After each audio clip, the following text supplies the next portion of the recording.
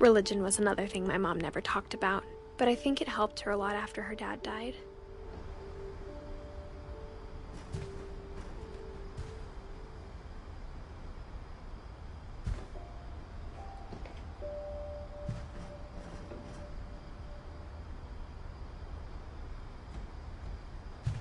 She spent a summer building houses in Calcutta, where she met my dad, Sanjay.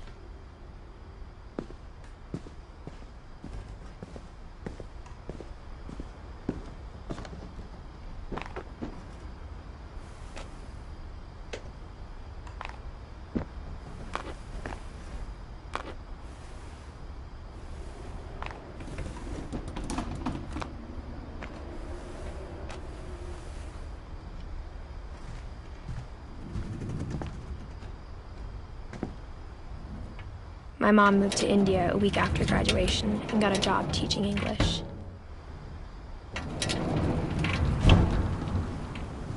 Louis was born a year later.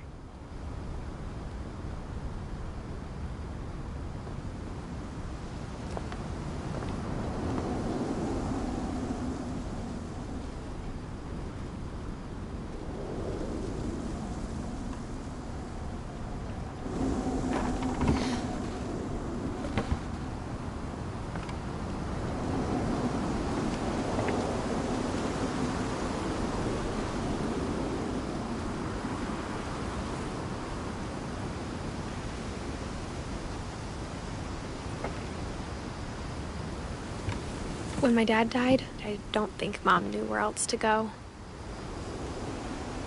I'm sure Edie was happy to have her back.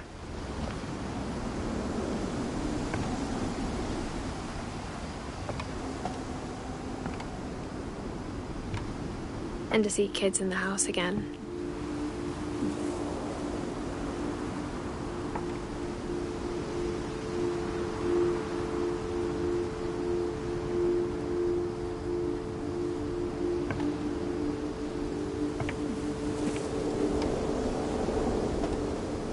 The house had to get a little bigger, but Edie was used to that.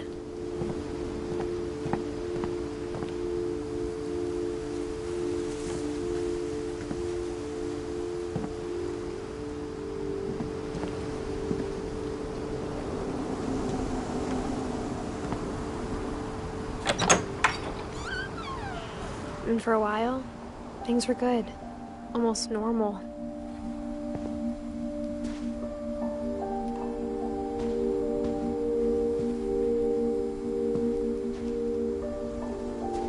But it didn't last.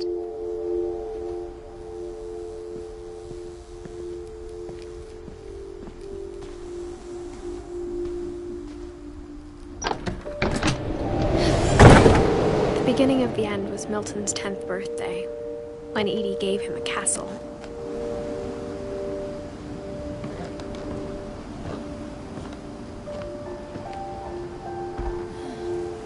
After Milton disappeared, the only thing he left behind was a room full of paintings.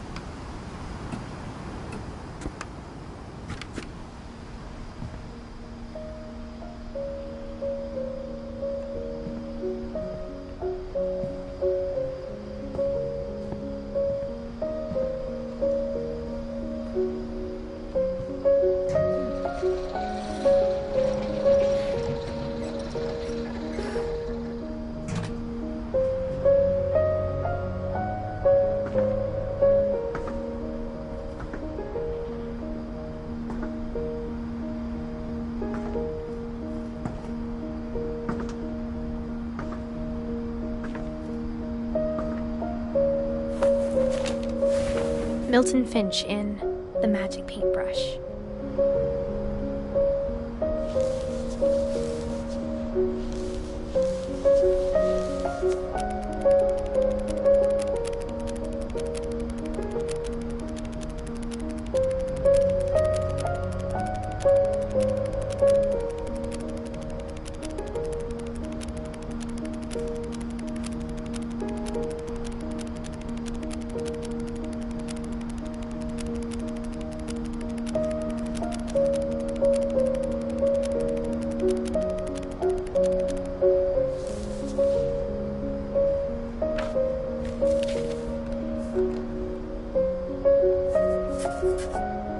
I was 4 when Milton disappeared.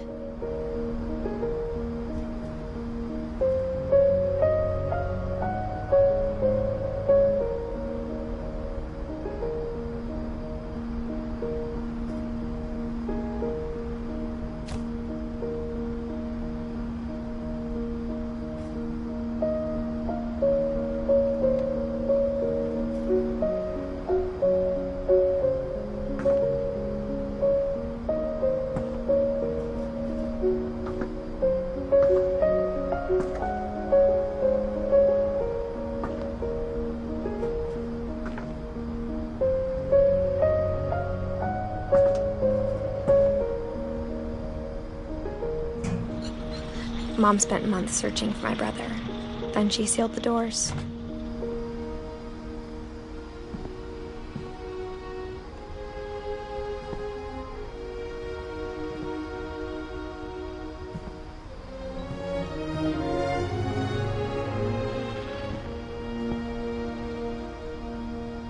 Whatever Milton had found in the house, Mom didn't want it getting out.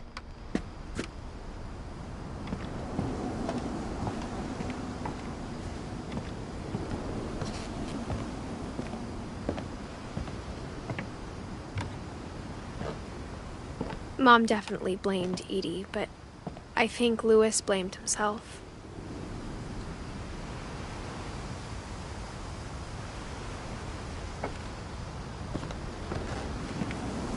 After he graduated, he just spent more and more time in his room, until Mom got him a job at the cannery.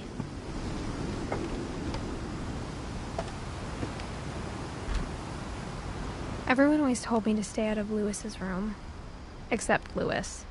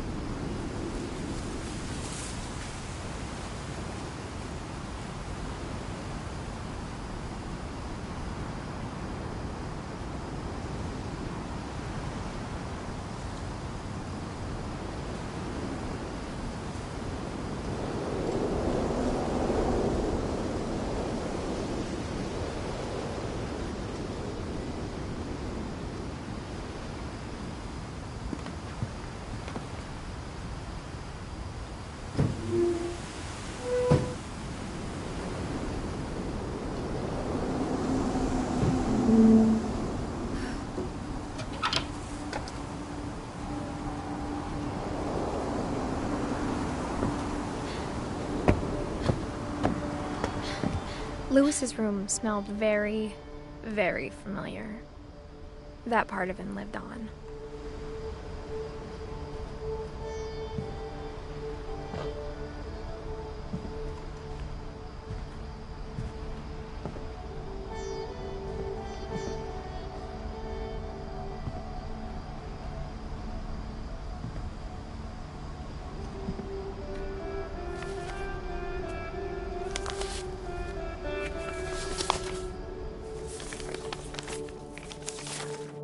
Dear Mrs. Finch, as Louis's psychiatrist, I can understand your desire for an explanation. As I see it, the trouble began in January, shortly after we convinced your son to seek treatment for substance abuse. Newly sober, I believe Lewis first noticed the monotony of his daily life.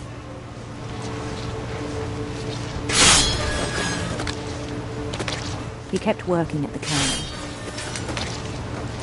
but he withdrew part of himself. In our sessions, I saw the same behavior. His mind began to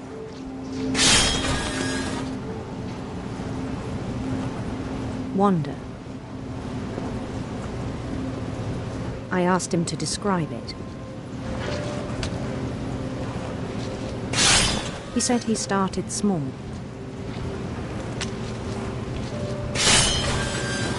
Imagining a labyrinth. He'd feel his way about. Then something moved. Bats. And toads.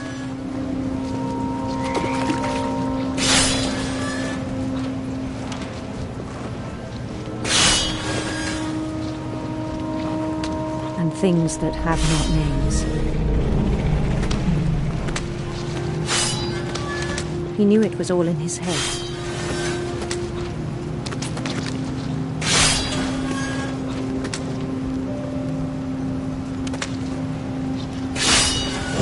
But he took it very seriously.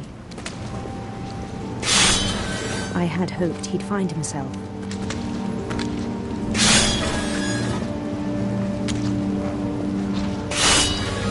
But he found something more.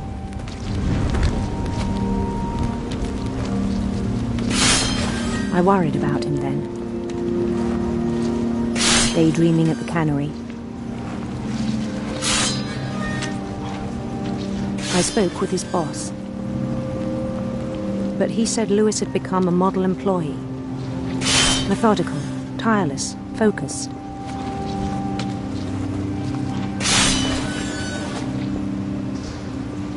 Like a whole new Lewis. So I let him go on.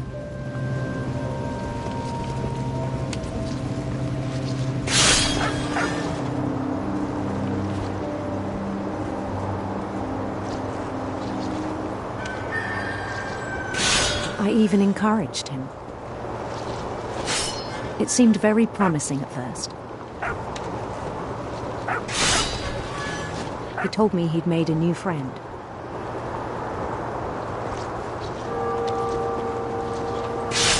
On the edge of a city he named Lewis Topi.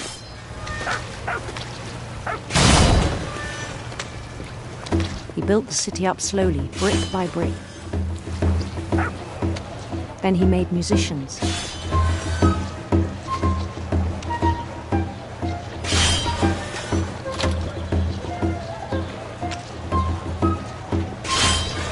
And songs for them to play.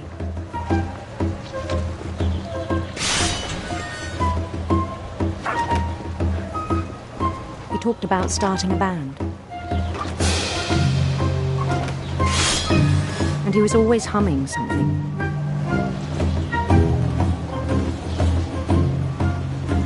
Every day his imagination grew stronger.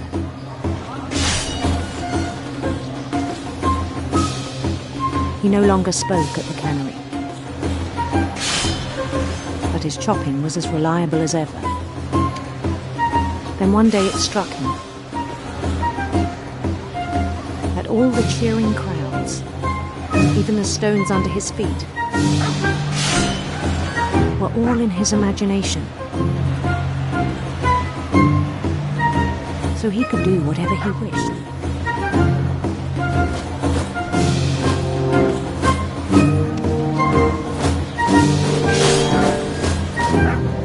He held an election for mayor. And he won.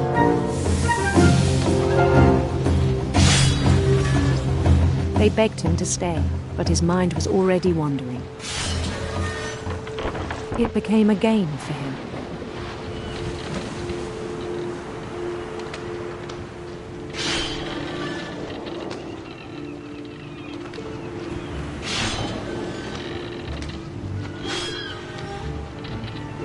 conquer a city, then immediately push on.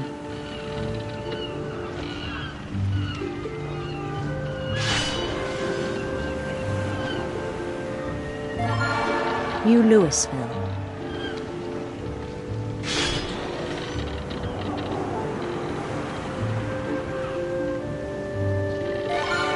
St. Louis.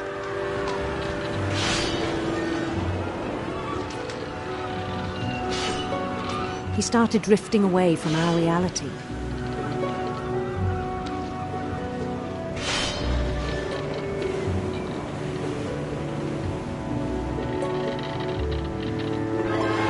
Minneapolis. Until one day he forgot to go home from the cannery. Even as his mother pleaded with him, part of Louis kept sailing on.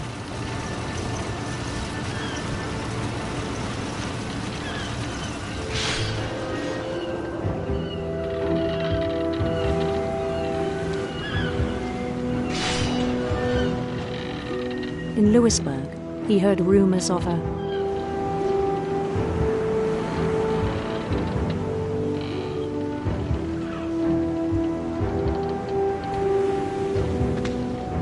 beautiful prince.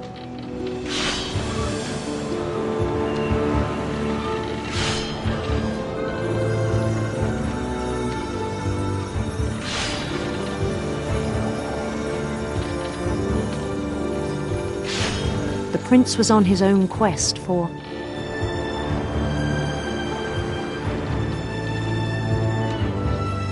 sinister serpents.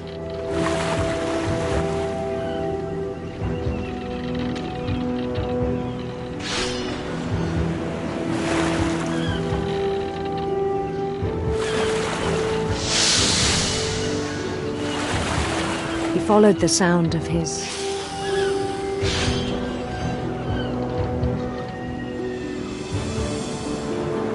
electric sitar.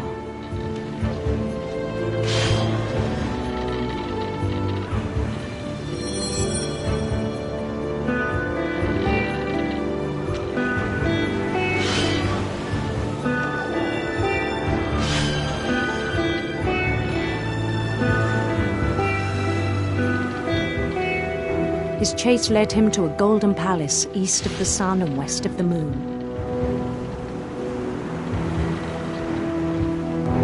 Even then, his logic remained sound.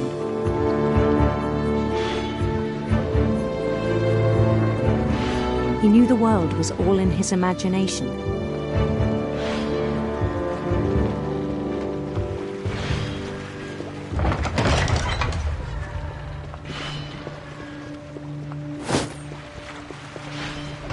But he was so proud of having created it. In his own eyes, he'd become something greater than a king.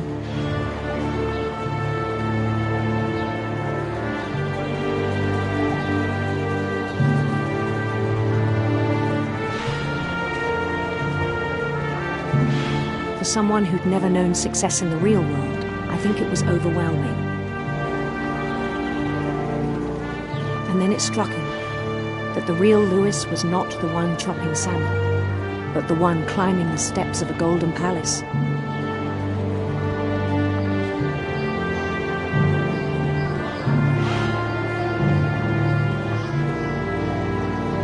My imagination is as real as my body, he told me. It was hard to argue with him.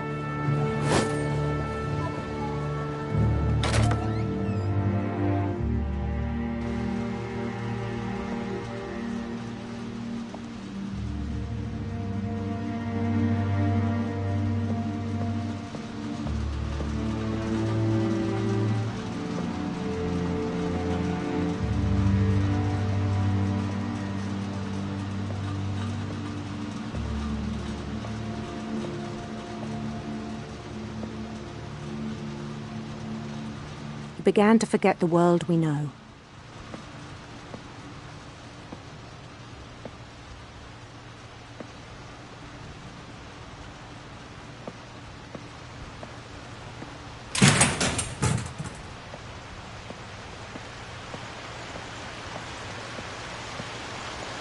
I think it pained him to remember Lewis, the cannery worker.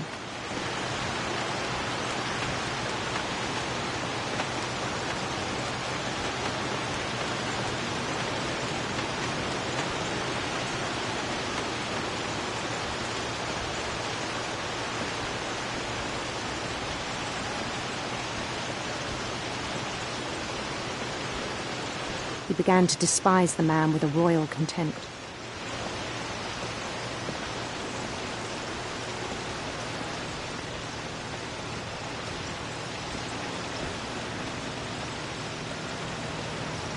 I still thought I could save him.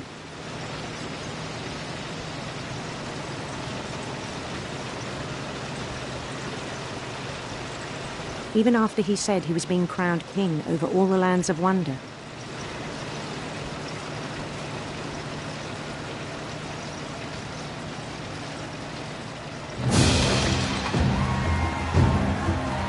The palace would be packed with his companions.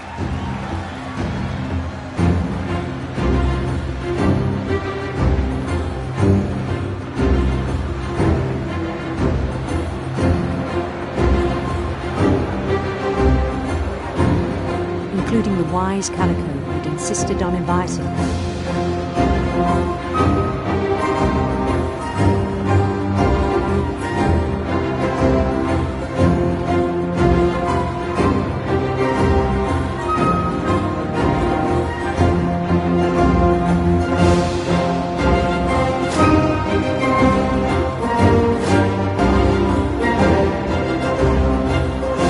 His prince waited, holding his crown.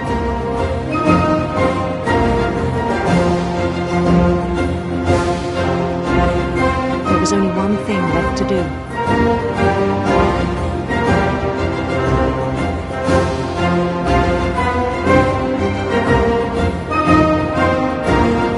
Bend down his head.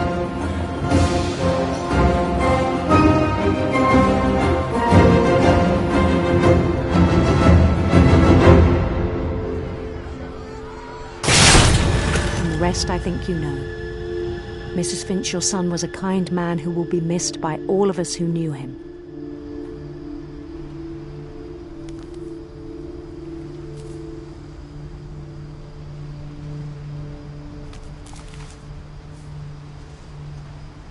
My brother was really cool. I wish you could have met him.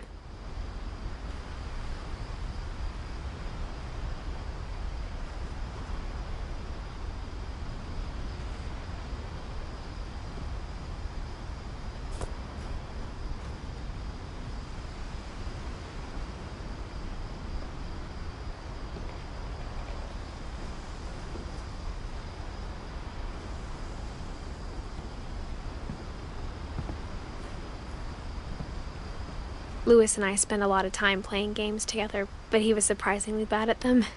He died a lot.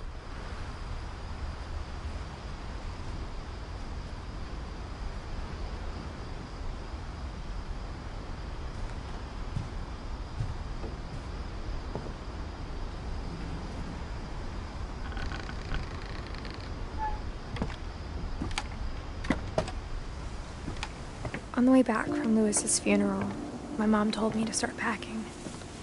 She waited until the day before we left to tell Edie.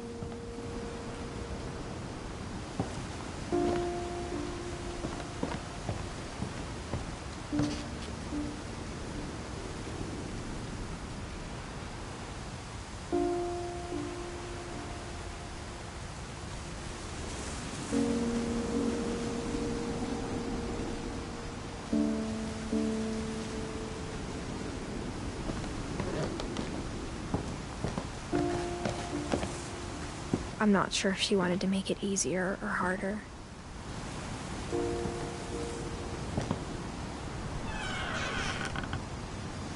I wish we'd stayed.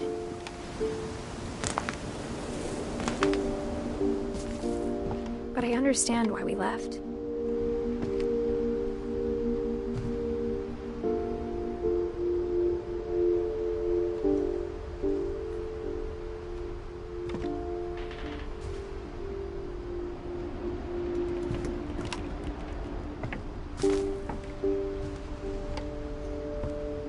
My mom ended up leaving everything behind.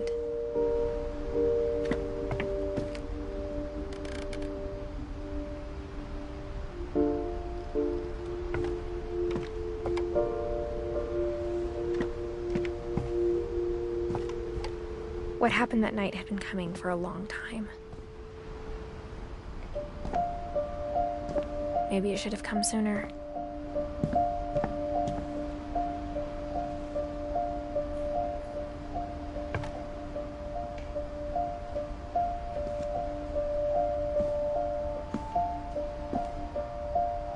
But it had to end one way or another.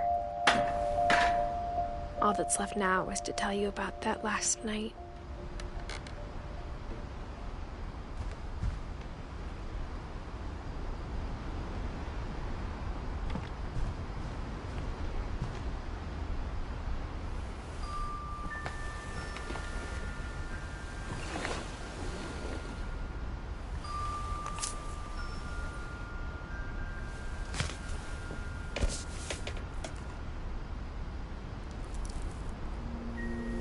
That whole last day, Edie just watched us pack and didn't say a word. Until supper, when she raised her glass and said, "To our final night together, and all our final nights apart." Grandma, you know what I said about alcohol. Some of your medications are very Edith, specific. I left a present for you in the hallway. Why don't you go open it? The grown-ups have to argue now. I'm sorry, you're right. We're all leaving tomorrow. Let's just enjoy our last... I'm not leaving. Edith, you're excused.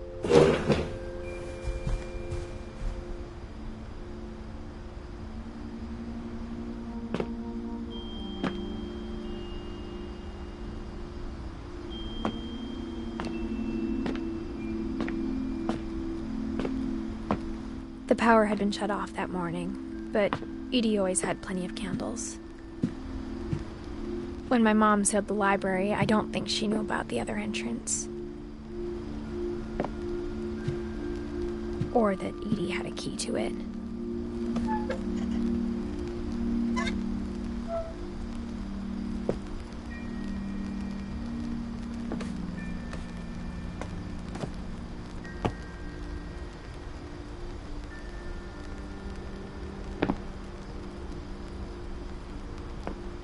That thing you're afraid of isn't going to end when you leave the house. Edith has a right to know these stories. My children are dead because of your stories.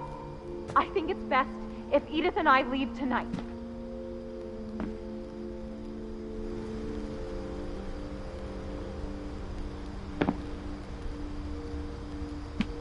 We'll have the nursing home send a van for you in the morning, okay?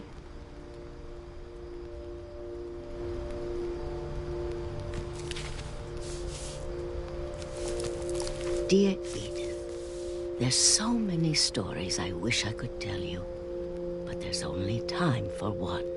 This is about what happened on the night you were born. That night, the tide went way, way out.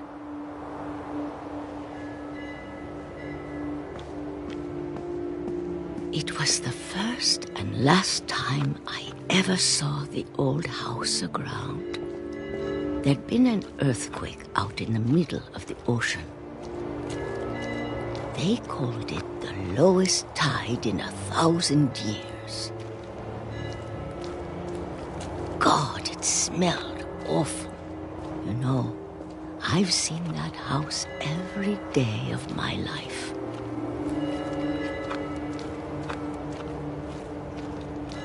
But I never thought I'd go back to it. When the fog rolled in, I lost my way.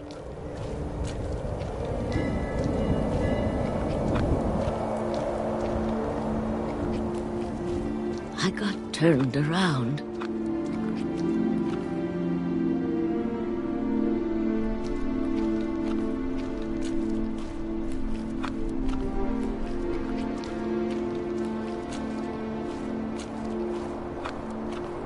I started seeing things.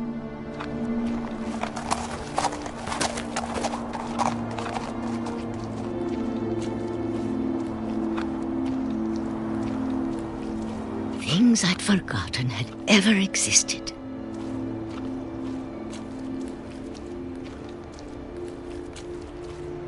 But when I saw them, they felt like old friends. That night, a lot of things came back to me.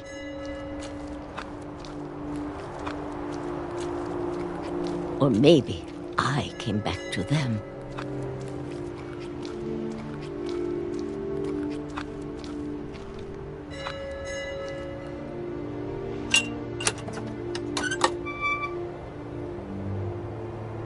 Things I can't explain, but that I need you to try and... Edith, what are you doing in here? It's mine. Edith! Mom, you're gonna rip it! Let go! I kicked and screamed, but Mom dragged me to the car.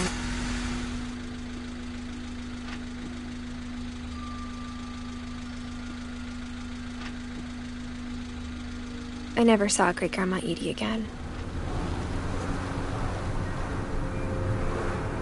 The next morning, the band came to pick her up, but she was already gone. After that, we moved around a lot.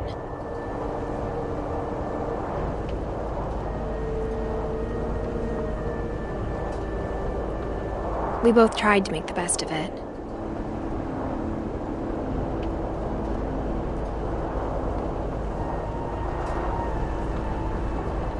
A few years went by.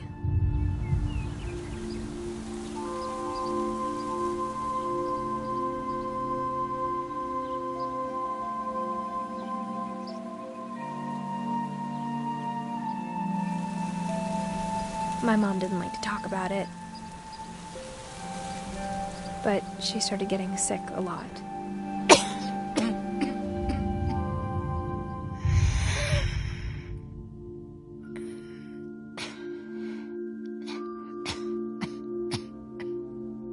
She got better for a while, and then she didn't. And then I was alone. The last Finch left alive.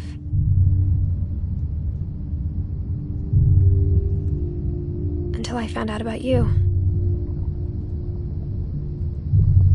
I'm still not sure what to tell you about all this.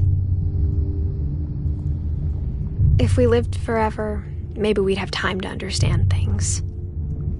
But as it is, I think the best we can do is try to open our eyes.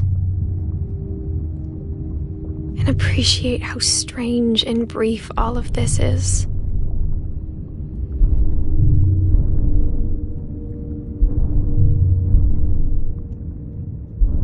This journal was supposed to be for you. But now I hope you'll never see it. I just want to meet you. And tell you all these stories myself. I guess if you're reading this now, things didn't work out that way.